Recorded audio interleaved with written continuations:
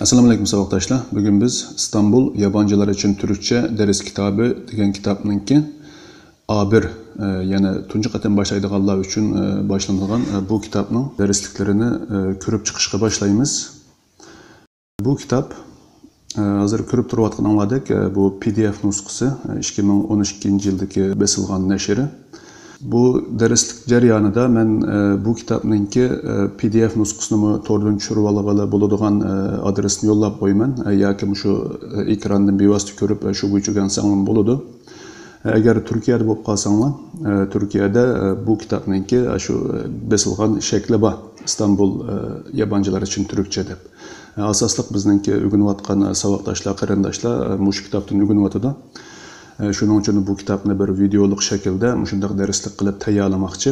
Endi hozirgi bu kitob hozirgacha nurg'un qatim nashr qilinganligi uchun hozirgi nashri bilan bu so'zlamoqchi bo'lgan nashrninki o'ttirisida ba'zi intayin kichik bir farqlar bor.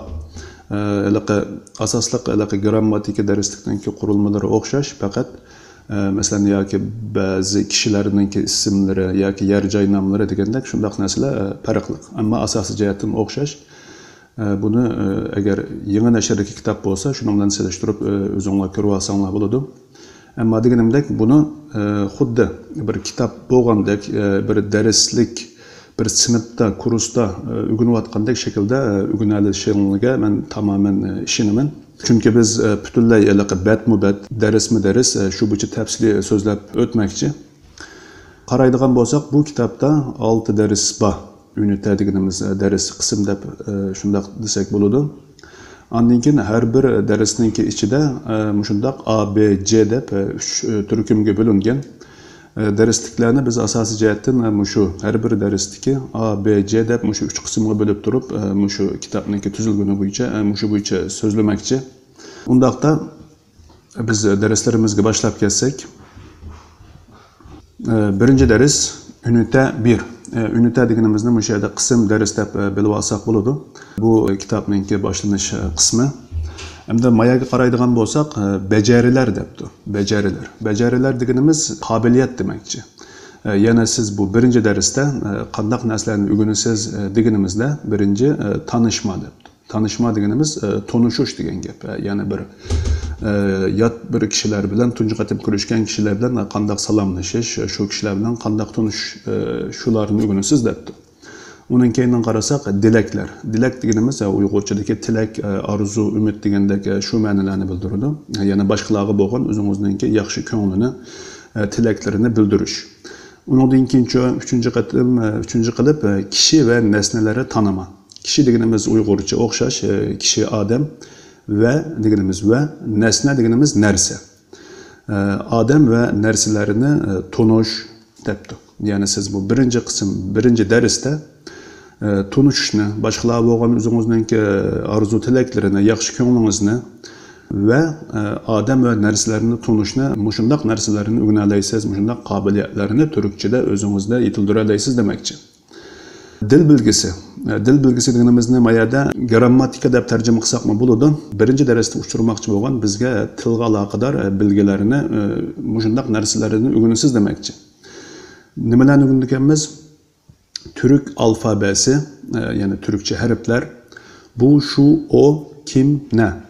Bu deganimiz bu, şu deganimiz biraz uzoqni ko'rsatadi, o deganimiz u Uyg'urchadagi, taxmin yiroqni ko'rsatadi, uchinchi shaxs. Kim, ne. Kim deganimiz Uyg'urcha bilan o'xshash, kim, ne deganimiz nima degan gap. Undan keyin cho'l eki. Cho'l deganimiz ko'plik degan gap saboqdoshlar, ek deganimiz qo'shimcha. Yani birlik isimlarni ko'plik isimlarga aylantiradigan lar qo'shimchalarini buni o'rganamiz debdi grammatika qismida. Undan keyin so'ri eki. So'ri deganimiz savol, ek deganimizni bayatdan dedik, qo'shimcha degan gap. Savol qo'shimchasi deb mu degandek buningki bir qancha xil shakllari bor, buni o'rganamiz. Undan keyin burasi neresi. Burasi deganimiz bu yer, neresi deganimiz qayer. Bu yer qayer deb ma'lum o'rinlarning o'rnini so'rashni o'rganasiz debdi. Undan keyin kalimalar. Kalima deganimiz Uyg'urcha kalima, yangi so'zlik, so'z degan gap. Sinf, maslaklar, ev. sinf deganimiz sinf, meslek deganimiz kasblar, ev deganimiz uy degan gap mushuninga aloqador, ya'ni sinfga aloqador, kasblarga aloqador va uyga aloqador so'zlarni o'rganamiz debdi. Birinchi darsimizning temasi marhaba. Ya'ni boshqalar bilan ko'rishgan vaqtimizda deydigan marhaba, yaxshimisiz degandek shu dars. 8-betninki mushu ustiga qarasak, unita 1 debdi saboqdoshlar. Unita deganimizda boyatdan dedik, dars qism deb tarjima qilsak bo'ladi. Marhaba. Ya'ni bu darsimizning birinchi darsimizning temasi marhaba. Qaraydigan bo'lsak, tanishma, salomlashma, dilaklar debdi. Buni biz boyatdan ko'rib o'tdik. Tanishma deganimiz tanishish, salomlashma deganimiz salomlashish, dilak deganimiz o'zimizningki arzu, tilaklarini bildirish. Ya'ni bu birinchi darsningki A qismida biz bularni ko'rib chiqamiz.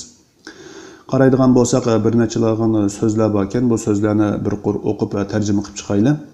Merhaba. Merhaba deganimiz Uyg'urcha merhaba degan gap. Günaydın. Günaydın deganimiz attiganda, ko'rishganda deyishadigan attiganligingiz xayrlik bo'lsin yoki xayrlik sahar degan shu tarjimada keladi. Nasılsın? Nasılsın deganimiz ahvoling qandoq degan ma'noda. İyiyim. İyiyim deganimiz nima? İyiyim deganimiz men yaxshi, yaxshi degan ma'noni bildiradi. Nerelisin? Nerelisin deganimiz sen qayerlik degan vaqtida mushuni ishlatamiz. Hoşça kal. Hoşça kal deganimiz odatda boshqalar bilan xayr xo'sh deb mushu ma'noda qo'llanamiz. Ya'ni boshqalarga xayr xo'sh deganda hoşça kal, xushal taqog'in degan ma'noda xayr xo'sh degan ma'noni bildiradi. Undan keyin güla güla. Güla güla deganimizmi xayr xo'sh degan ma'noda. Undan keyin memnun oldum debdi. Memnun deganimiz Uyg'urcha gap, memnun bo'lish. Memnun oldum deganimiz xushal bo'ldim deb mushu bo'yicha tarjima qilamiz. Keyiniga qarasak, teşekkür ederim. Teşekkür deganimiz Uyg'urcha teşekkür, rahmat ederim aytmoq. Teşekkür ederim, rahmat aytaman debdi. Matarabga qaraydigan bo'lsak, bir dialog bor ekan, qisqacha bu dialoglarga bir qarab chiqaylik. Senin adın ne? Yani senin deganimiz senin, adın degancha eting, isming, ne degan, nima degan gap. Senin adın ne deganimiz senin isming nima deb shu boshqalarning ismini so'raganda mushu bo'yicha so'raymiz. Benim adım Ali. Nima debdi bu? Benim deganimiz mening, adım deganimiz etim, ismim Ali. Mening ismim Ali debdi. Nasılsın? Tercümesi nima? Ahvoling qandoq, yaxshimisan debdi. Teşekkür ederim, iyiyim. Nima debdi? Rahmat, men yaxshi debdi. Keyiniga qarasak, nerelisin? Nerelisin deganda boyatdan dedik, sen qayerlik deb tarjima qilamiz. Nima debdi bu? Japoniyalıyım. Japonya deganimiz Yaponiya, Japonyalı desek Yaponiyalik bo'ladi. Undan keyin bu im qo'shimchisini bu yerga qo'shib Japonyalıyım. Men Yaponiyalik, men Yapon debdi. Keyiniga qarasak, memnun oldum. Memnun oldum degan nima? Men xushal bo'ldim debdi. Ben de memnun oldum. Ben deganimiz men, saboqdoshlar, da deganimiz mu deb qo'shimchisi chiqadi. Endi bu yerga diqqat qilsak, Uyg'urchada ikki xil mu bor. Birisi savol, biz savol so'ragan vaqtimizda mu qo'shimchisi qo'shamiz. Masalan, bu uy desak, bu uymu desak, buningki savoli bo'ladi. Undan keyin yana bir mu bor. Ya'ni oldimizda bir kishi bir jumlani takrorlagan bo'lsa, biz mu desak, biz shu jumlani qanday qilgan bo'lamiz? Takrorlagan bo'lamiz. Masalan, birisi desa, men o'quvchi desa, yana birisidan so'rasak, u nima deydi? Agar u o'quvchi bo'lsa, men o'quvchi deydi. Shunday kelgan vaqtimizda biz da degan bu qo'shimchani ishlatamiz. Benda memnun oldum. Nima debdi bu? Men memnun bo'ldim. Ya'ni ko'rishganligimdan xushal bo'ldim desa, bu men ko'rishganligimdan, tanishganligimdan xushal bo'ldim degan ma'noda. Hoşça kal. Nima degani edik? Hoşça kalı xayr xo'sh degan edik. Undan keyin bu nima debdi? Güla güla. Bu mu xayr xo'sh deb shunday javob qaytaribdi. Buni mushu bo'yicha bilib olsak bo'ladi. Undan keyin ostiga qarasak, hozirlik çalışması debdi. Hozirlik deganimiz Uyg'urcha tayyorlik deb tarjima qilamiz. Çalışma degan ishlash, qilish, yepish degan tarjimasi chiqadi. Hozirlik çalışması deganimiz, ya'ni ostida ma'lum bir tekstlar bor. Siz buni ko'rishdan burun tayyorlik mashqi deb bilib olsak bo'ladi. Qaraydigan bo'lsak, mayada ikki qo'lning kurashgan yeri turibdi. Merhaba debdi. Nima ekan bu? Ya'ni demakchi, siz ikki kishi kurashgan vaqtingizda merhaba deb shunday salom qilasiz demakchi. Andan keyin marosimga qarasak, atdigan bo'lgan o'xshaydi, günaydın debdi. Ya'ni boshqalar bilan ko'rishgan vaqtimizda xayrli sahar demoqchi bo'lsak, nima deydi ekanmiz? Günaydın deb mushu bo'yicha ishlatsangiz bo'ladi demoqchi.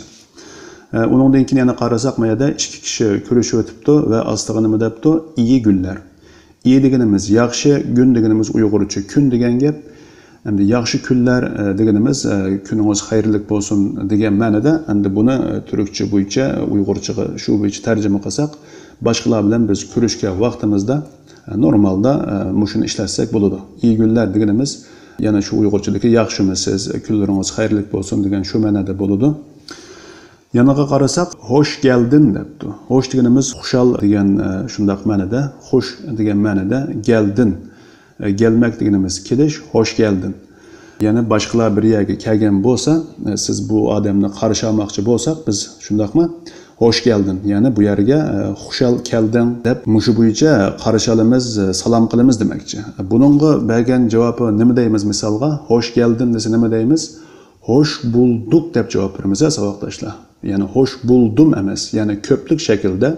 Gerçi biz bir kishi bo'lsakmi, bizga boshqalar shundaq desa, hoş geldin desa bizga biz nima deydi ekanmiz? Hoş bulduk deb ko'plik shakl bo'yicha javob beramiz. Marosimga qarasak, oqshom kechi bo'pti. Qaraydigan bo'lsak, iyi akşamlar. İyi deganimiz yaxshi dedik, akşam deganimiz Uyg'urcha akşam, iyi akşamlar. Tarjimasi nima? Kechligingiz xayrli bo'lsin deb boshqalar bilan kech tarafda ko'rishgan vaqtimizda qo'llanadigan salomlashish so'z birikmasi. Maya qarasak, nima debdi? Hoşça kal debdi bu rasmda. Hoşça kal degani boyatda nima degani edi? Xushal xuram qolgan degandek ma'noda xayr xo'sh deb mushu bo'yicha ishlatamiz. Endi asta qaraydigan bo'lsak, o'qima debdi. Yana bu yerda bir qanchalagan dialoglar bor. Biz bularni bir o'qib chiqaylik.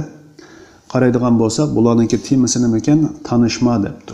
Ya'ni ma'lum shaxslar o'zaro ko'rishganda, tanishganda mundaq jumlalar bilan siz o'zaro tanishsiz demoqchi. Qaraydigan bo'lsak, birinchi dialogda ikki kishi bor ekan, Ali va Muratdan iborat ikki kishi bor ekan. Bular nima debdi? Bir o'qib boqaylik. Merhaba, benim adım Ali. Senin adın ne? Benim adım Murat. Memnun oldum. Ben de memnun oldum. Qaraydigan bo'lsak, Ali nima debdi? Merhaba, benim adım Ali. Senin adın ne debdi? Nima degan gap bu? Merhaba, yaxshimisan? Mening ismim Ali, senin ismin nima debdi savoqdoshlar. Murat nima deb javob beribdi buningga? Benim adım Murat. Mening ismim Murat debdi. Ali nima debdi? Memnun oldum. Murat mı? Ben de memnun oldum. Xushal bo'ldim, memnun bo'ldim. Bumi memnun bo'ldim deb mushu bo'yicha qisqa bir dialog ekan. Marosimga qaraydigan bo'lsak, Dilek va Zeynep deb ikki shaxs bor ekan. Buningki dialogini bir o'qib chiqaylik. Selam Zeynep. Nasılsın? İyiyim. Teşekkür ederim. Sen nasılsın? Teşekkürler. Ben de iyiyim. Qarasak, Dilek nima debdi? Selam Zeynep. Salam Zeynep debdi. Nasılsın? Ahvolin qandaq debdi. Zeynep nima debdi? İyiyim. Nima debdi? Yaxshi debdi. Teşekkür ederim. Sen nasılsın? Rahmat sana. Senin ahvolin qandaq debdi. Keyinga qarasak nima debdi? Teşekkürler. Ben de iyiyim. Rahmat, memmu yaxshi debdi. Endi aslidagi bu dialogga qarasak, Hanna Austin deb, ya'ni ikki shaxs bor ekan, buning dialogiga qarab boqaylik. Nerelisin? Nijeryalıyım. Sen nerelisin? Ben Almanyalıyım. Hanna nima debdi buningga? Sen qayerlik debdi. Bu nima debdi Austin? Nijeryalıyım. Nijerya deganimiz Nigeriya. Nijeryalı desek Nigeriyalik, Nijeryalıyım desek men Nigeriyalik degan shuni bildirdi. Sen nerelisin? Sen qayerdin? Sen qayerlik? Odatda mushundaq ishlatamiz. Sen nerelisin? Ben Almanyalıyım. Almanya deganimiz Germaniya. Ben Almanyalıyım desek nima bo'ladi? Men Germaniyalik, men German deb shu bo'yicha javob beribdi. Mayaga qarasak, bir o'quvchi va o'qituvchi bor ekan, Can öğretmen debdi. Bunun diyaloguna bir qarab chiqaylik. Günaydın öğretmenim. Nasılsınız? Günaydın Can. İyiyim. Sen nasılsın? Teşekkür ederim. Ben de iyiyim. Qarasak, günaydın öğretmenim. Öğretmen degan nimatda o'qituvchi degan gapda. Günaydın. Xayrli sahar o'qituvchim. Nasılsınız? Ahvoling'iz qandaq debdi. qaraydigan bo'lsak, mayada nima deganda boshqa yerlarda nasılsın degan edi. Nasılsın deganimiz nima? Ahvoling qandaq? Turkchada xuddi Uyg'urchaga o'xshash hurmat turi va odatdagi o'zaro yaqinlarga ishlatadigan, o'zimizning kichiklarga ishlatadigan sen deydigan bu ikki xil tur bor, ikkinchi shaxsningki. Mayadagi hamda o'quvchining o'qituvchisiga degan so'zlar bo'lganligi uchun bu yerda hurmatlab buni siz deb olg'ana. Nasılsınız debdi. Ahvolingiz qandaq debdi. Günaydın can. İyiyim. Sen nasılsın? Xayrli seher can. İyiyim. Men yaxshi. Sen nasılsın? Senin ahvolin qandaq debdi. Teşekkür ederim. Ben de iyiyim. Can degan bu o'quvchi nima debdi? Rahmat. Menmu yaxshi deb mushu bo'yicha javob beribdi. Keyinga qarasak saboqdoshlar 9-bet. Yana bu yerda yana dialoglar bor ekan, bularga qarab chiqaylik. Yana qarasak bu yerda ikki kishi ko'rishibdi. Kimken bular? Pınar Hanım, Levent Bey. Bey deganni apani deb tarjima qilsak bo'ladi. Hanım deganimiz Uyg'urchadagi bo'yicha shu xonim. Pınar Hanım ve Levent efendim kene bular. Nasılsınız Levent Bey? Teşekkür ederim. İyiyim. Siz nasılsınız? Teşekkürler. Ben de iyiyim. Nima debdi bu? Levent efendi ahvolunuz qandaq debdi. Levent efendi nima debdi? Teşekkür ederim. İyiyim. Siz nasılsınız? Rahmet. Men yaxshi, ahvolim yaxshi. Sizning ahvolingiz qandaq debdi. Teşekkürler. Ben de iyiyim. Rahmet. Menmu yaxshi deb shu bo'yicha javob beribdi. Yandagi rasmga qarasak, O'znur, Sinem deb yana ikki shaxs bor ekan. Bularning dialoglariga qarab chiqaylik. Ne haber Sinem? İyilik. Senden ne haber? Sağ ol. Benden de iyilik. Nima debdi bular? Ne haber Sinem? Ne deganimiz nima degan gapni saboqdoshlar? Haber deganimiz xabar, Sinem deganimiz qarish tarafning ismi ekan. Yani Uyg'urchaga buni so'zma-so'z tarjima qilsak, Sinem senden nima xabar bor deb tarjima chiqibdi. Endi buni mundaq tarjima qilamdik? Yo'q. Bu yana o'xshashlam nasılsın degan tarjimaga o'xshash saboqdoshlar. Yani ne haber Sinem desak, yana shu ahvoling qandaq Sinem deb mushu bo'yicha tarjimasi chiqadi. Yani odatda tunishadigan, o'zaro tunishadigan yaqin kishilar mushu bo'yicha ishlatadi va ishlatsanlar bo'ladi. Ne haber? Ne haber deganimiz yana shu sendan nima xabar, nima yangiliklar bor? Ahvoling qandaq deb mushu bo'yicha tarjima qilamiz. İyilik. Senden ne haber? İyilik deganimiz nima endi bu yerda? Yaxshi debdi. Senden ne haber? Senden nima yangiliklar bor, senden nima xabarlar bor debdi. Ya'ni buning Uyg'urcha tarjimasi nima? Sening ahvoling qandaq deb tarjima qilamiz. Sağ ol. Benden de iyilik. Sağ ol deganimiz nima? Sağ deganimiz salomat degan gap. Yana bir tarjimasi o'ng soldagi o'ng. Endi bu yerda sağ ol deganimiz nima? Salomat bo'lgin degan gap. So'zma-so'z tarjima qilsak. Endi normalda yana biz buni rahmat deb tarjima qilsak bo'ladi. Benden de iyilik. Qandaq? Menmu yaxshi deb mushu bo'yicha javob beribdi. Endi keyindagi dialogga qarasak, Nihan Mete deb yana ikki shaxsniki dialogi bor ekan, ko'rib boqaylik. Ne var, ne yok Mete? İşte, fena değil. Sende ne var, ne yok? İyilik, sağlık. Qaraydigan bo'lsak, ne deganimizni nima dedik? Var deganimiz bar degan gap, yok deganimiz yok. Endi bu yerga qarasak saboqdoshlar, ne var, ne yok. So'zma-so'z tarjima qilsak, nima bor, nima yo'q deb tarjima qilamiz. Nima bor, nima yo'q. Endi buni bu bo'yicha tarjima qilsak to'g'ri bo'lamda? Bo'lmaydi. Buning mu yana Uyg'urcha tarjimasi sening ahvoling qandaq deb yana shu bo'yicha tarjima qilamiz. Senden nima bor, nima yo'q deganimiz, ya'ni sening ahvoling qanchalik yaxshi yoki qanchalik nachar deganimizni hamda biz yana Uyg'urcha nima deymiz buni? Sening ahvoling qandaq deb mushu bo'yicha tarjima qilamiz. Bu jumla odatda shundaq yaqin kishilar, o'zaro tanishadigan kishilar orasida qo'llanadigan yaxshimisan degandan keyin boshqa bir shakli. İşte. İşte deganimiz Uyg'urchadagi ish qilib degan ma'noda ishlatsak bo'ladi. İşte debdi. Ish qilib deb shunda tarjimasi chiqadi. Fena değil. Fena deganimiz nachar degan gap. Değil deganimiz emas degan gap. Buni nima deymiz hamda? Nachar emas deb tarjimasi chiqadi. Buni butun tarjima qilsak, işte fena değil. Ish qilib yomon emas deb mushu bo'yicha tarjimasi chiqadi saboqdoshlar. Sende ne var ne yok? Sening ahvoling qandaq debdi? İyilik, sağlık. Yaxshi, salomat debdi. Menmu yaxshi demakchi ekan. Keyin qarasak, Aysel, Leyla. Bu ikkilanınki diyalogu qarab boqaylik. Hoşça kal Leyla. Güle güle. Sonra görüşürüz. Görüşürüz. Hoşça kal Leyla. Hoşça kalni nima degan edik? Xayr xo'sh degan edik. Xayr xo'sh Leyla debdi. Güle güle. Bu nima debdi? Xayr xo'sh. Sonra görüşürüz. Sonra görüşürüz. Sonra deganimiz nima saboqdoshlar? Keyin degan gap. Görüşmek degancha görüşüş. Sonra görüşürüz deganimiz nima? Keyin görüşeyle debdi. Görüşürüz.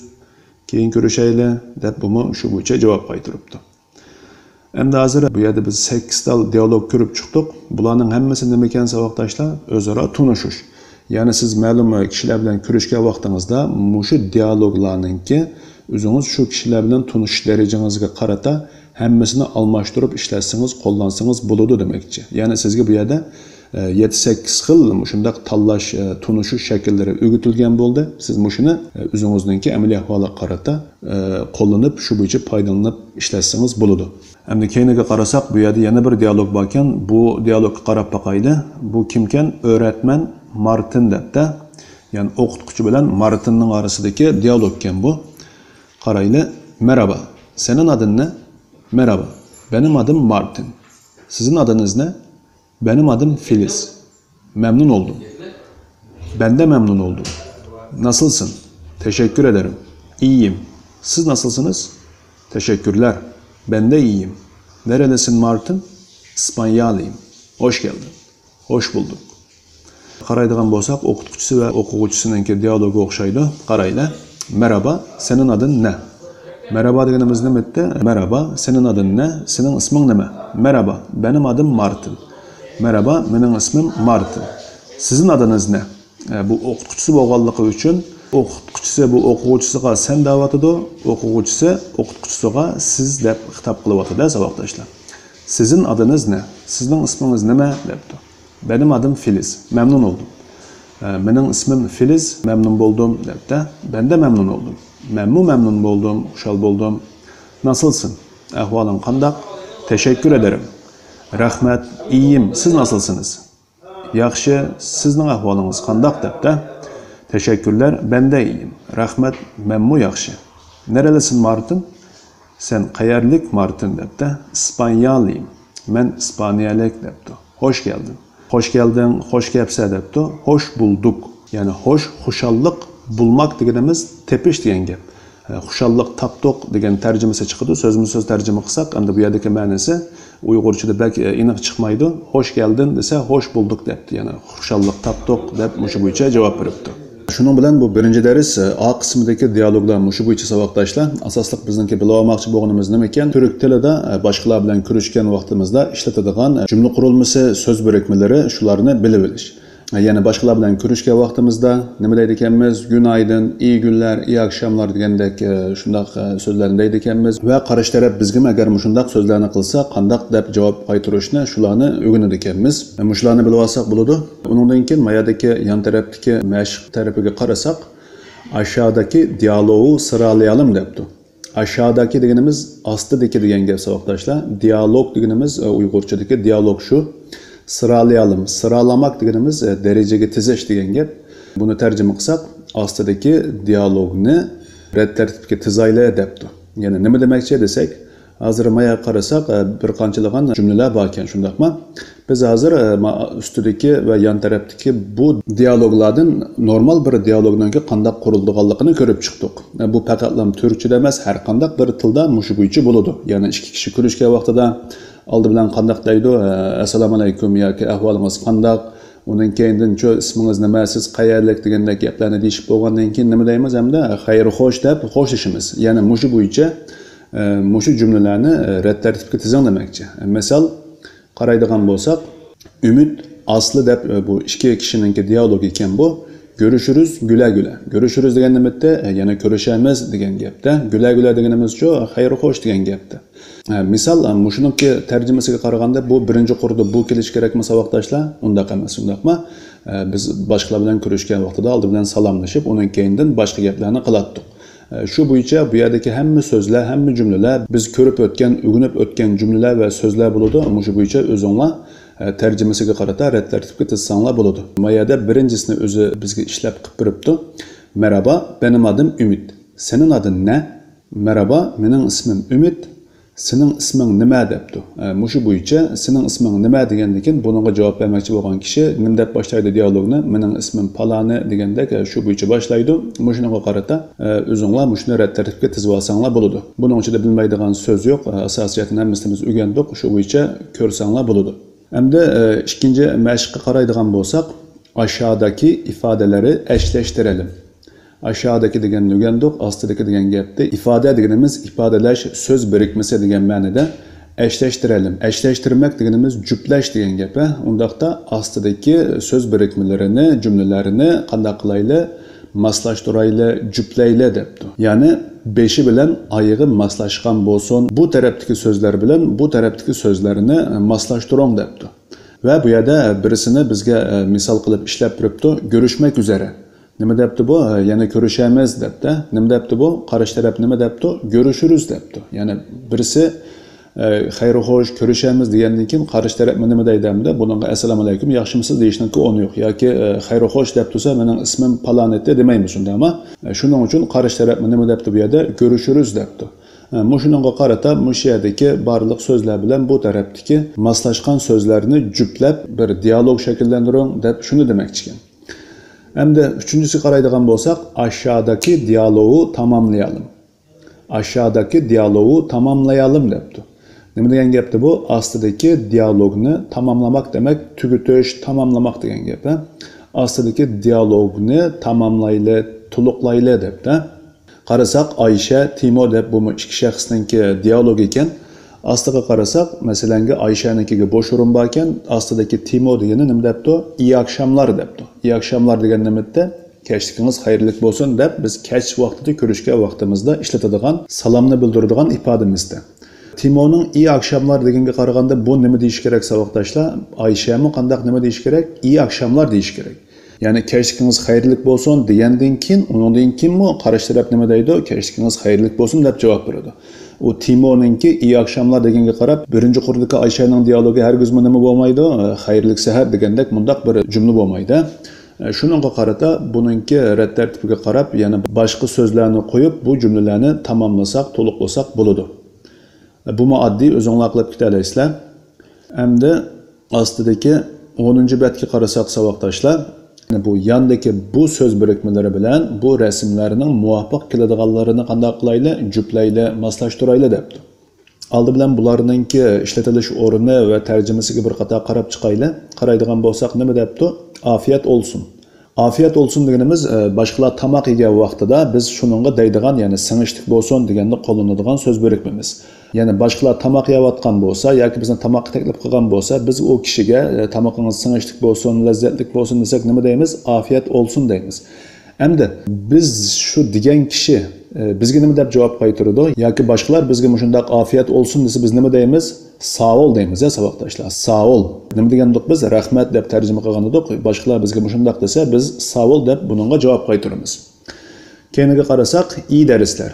İyi deganimiz yaxshi, dars deganimiz shu, dars degan gap, iyi darslar deganimiz darslaring muvaffaqiyatli bo'lsin deb yana boshqalarningki o'rganishiga bo'lgan o'zingizning tilikini bildirgan vaqtingizda shundaq iyi darslar degan bu qurilmani ishlatasiz. Aslida qarasak, bol shanslar. Bol deganimiz Uyg'urchadagi mol, ko'p degan gap, shans deganimiz baxit, talay degan gap. Bol shanslar deganimiz nima hamda? Talingiz kelsin, ko'p talingiz bo'lsin degandek boshqalarningki ta'li o'ngdan kelishiga bo'lgan o'zingizning tilikini bildirganda buni ishlatamiz. Aslida qarasak, tabriklar. Tabrik deganimiz bu Uyg'urcha shu boshqalarni tabriklagan vaqtimizda muborak bo'lsin, tabrik bo'lsin degan vaqtimizda tabriklar deb mushu bo'yicha ishlatamiz. Aslida qarasak, çok yaşa.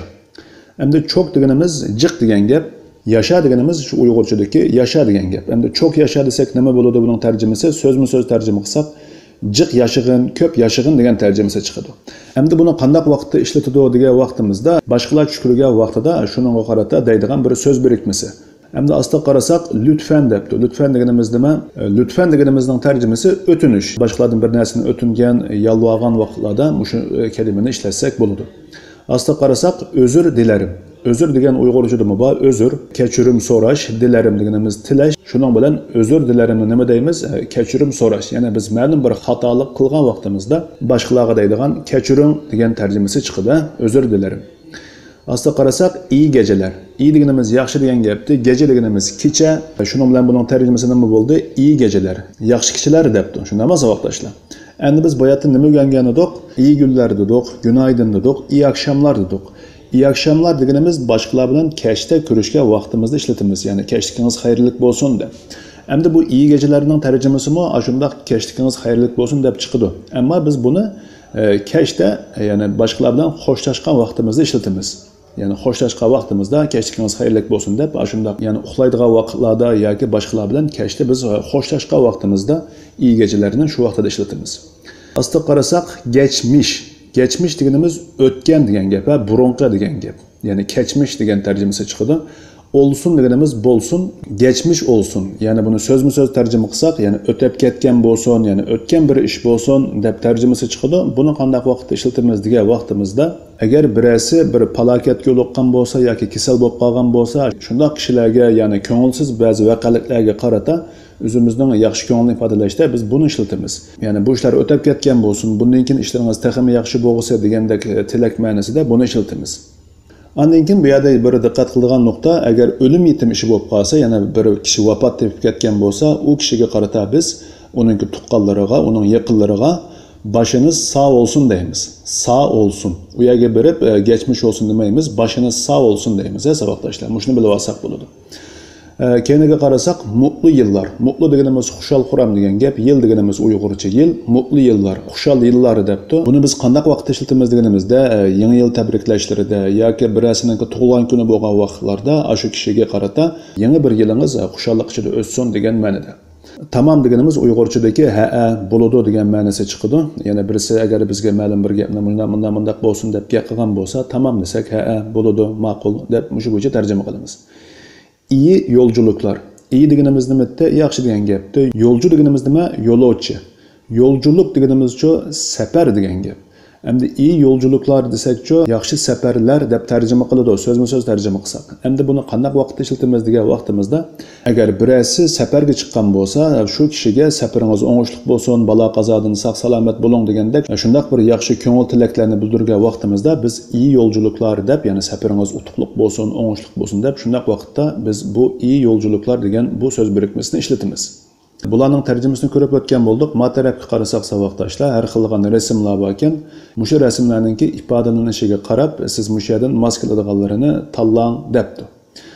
Misol buning ichidagi birisiga qarasak, misol buningga qarab boqadigan bo'lsak, bu yerda nima bo'pti? Qarasak, bolalar xushal bo'lib o'ynayotgandek bir ko'rinish bor ekan. Biz buningga qarata shunday vaqtda biz nima deymiz desak, nima deymiz saboqdoshlar?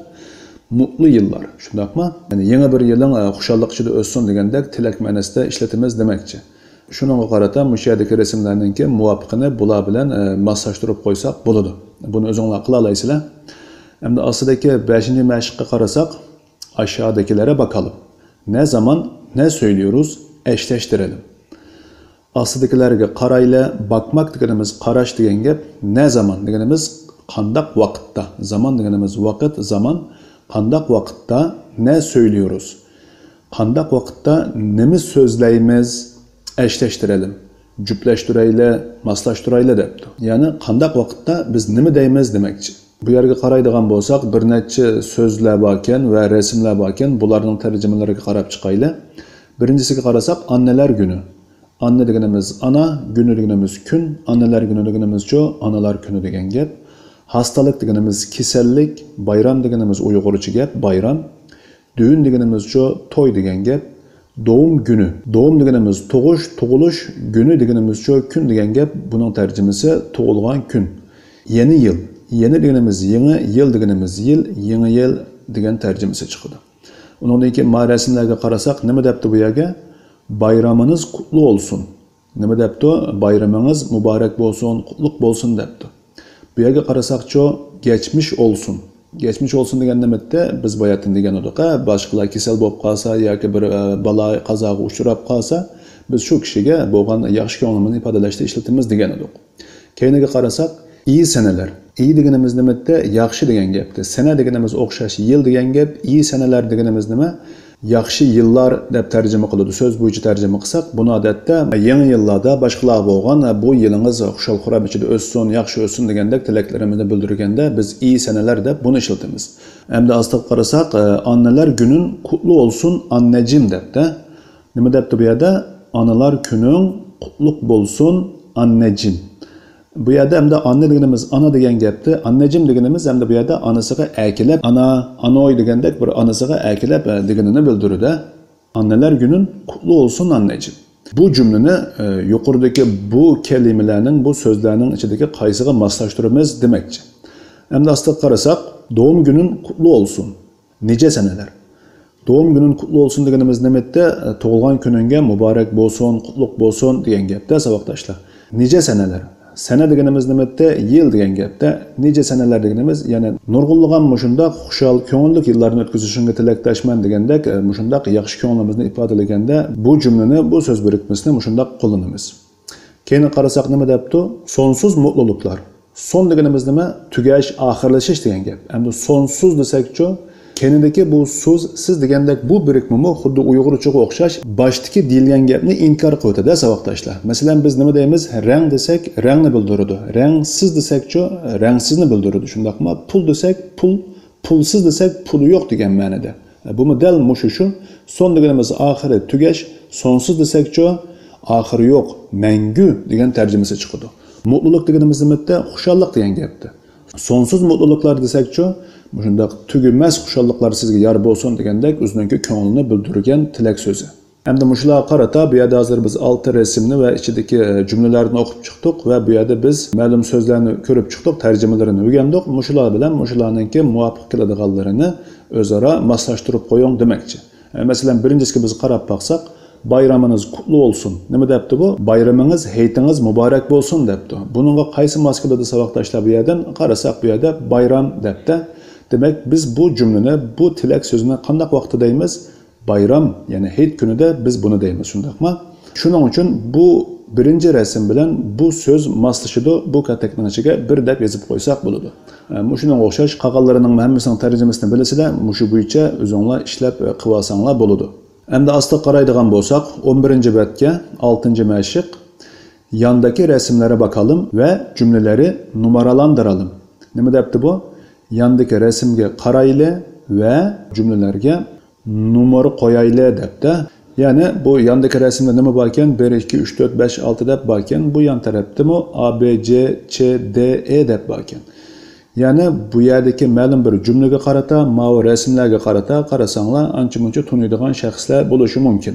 Bu cümlege qarata bu yerdeki qaysi kishininkiga bu cümle mos keladi, mushuni juplashtiring, moslashtiring demakchi. Masalan, birinchisiga qarab baqsak, benim adım Albert Einstein.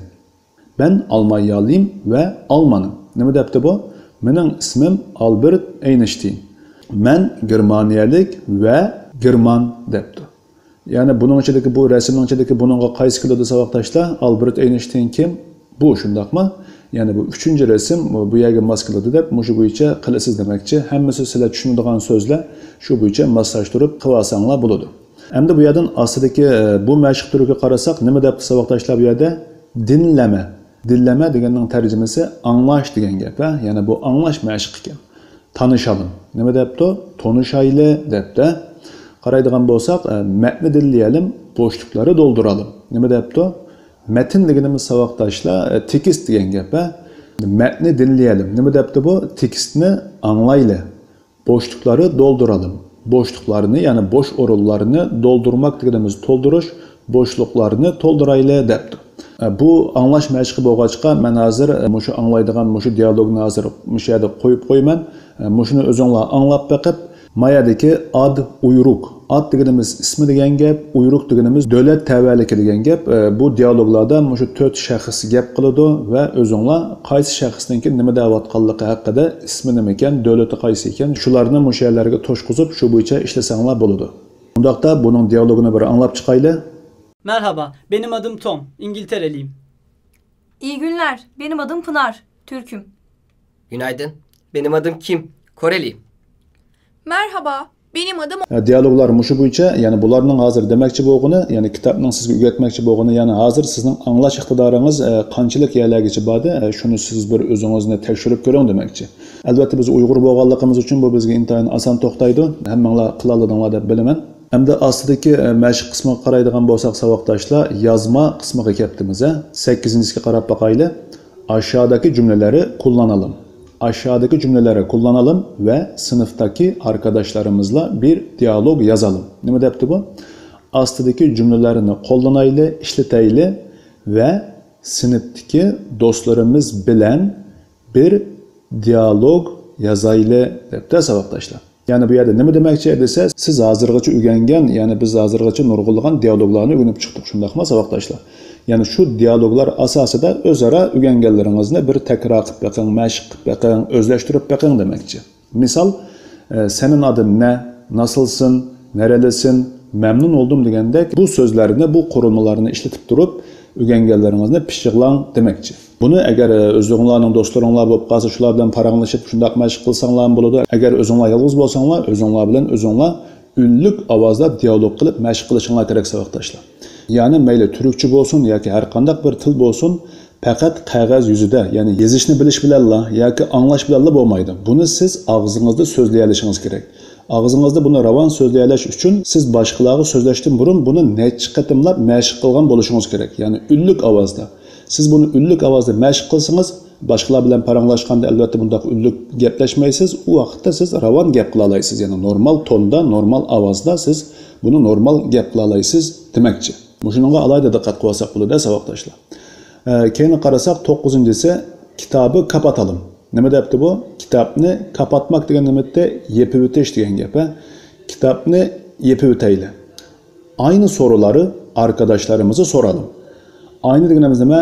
Ayni o'xshash degan gap. Soru deganimiz savol, arkadaş deganimiz nimatda do'st, adash degan gap. So'ralım deganimiz nima? So'rayli debdi. O'xshash savollarni do'stlarimizga so'rayli debdi. Yani biz bu dersde öğrengen barlıq diyaloglarını kitapni yepib o'tib turib, qaramay turib bir o'zaro paranglashib baqayli, o'zaro deyishib baqayli, mashq qilib baqayli debdi. Yani sizning qanchalik o'rganganligingizni o'zingiz bir tekshirib baqing demoqchi.